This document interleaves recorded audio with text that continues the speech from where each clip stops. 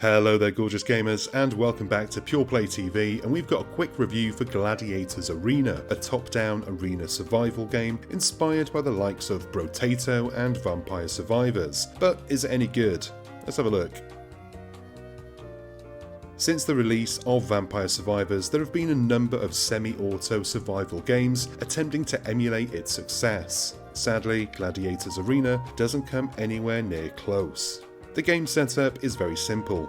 You're a gladiator, there's an arena, and you have to survive waves of enemies, and after each round you spend your hard-earned coin on various upgrades. Rinse and repeat. The problem is that, unlike with Vampire Survivors, I never felt the need to repeat, and after just half an hour of playing, I was sick to the back teeth of the bloody thing. Not because it's a glitchy mess that doesn't work, but because it's just so incredibly dull.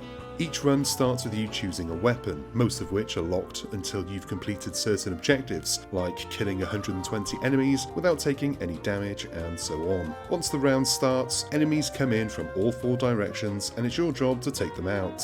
Unlike other auto games where you only really need one hand on the controller, Gladiator's Arena gives you a dodge move which on PlayStation is mapped to the cross button. This makes the game super easy. Considering that the arena is fairly small and the enemies on screen never amount to more than a dozen or so, it's very easy to clear waves, especially with the dodge button. There's just no real challenge, nor is there any real reward loop. It's just too easy, especially once you've powered up a little bit. You'll get to a point where you can basically put the controller down and the enemies will happily run at you and to their death. The only real redeeming quality is that it's fairly cheap, less than a $5, and the trophy list is a doddle for those who care about adding digital trinkets to their collection. Other than that, I can't really give it much praise. The gameplay just isn't satisfying, and it doesn't follow the expected trajectory of higher round number equals more intense gameplay, meaning there's not much difference between round 5 and 50 other than the different enemies on screen, which again never amounts to a great deal.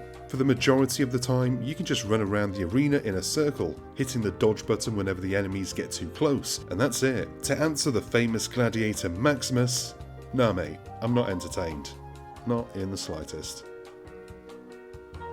And that is the end of this review. Thank you for watching, it's always appreciated. If you enjoyed this video and want more of the good stuff, go on down below and hit the like and subscribe buttons and give the bell a ding so you're notified whenever we've got new stuff for you to watch. I've been Chris, you've been gorgeous, and I'll see you on the next one. Until then, cheers my dears.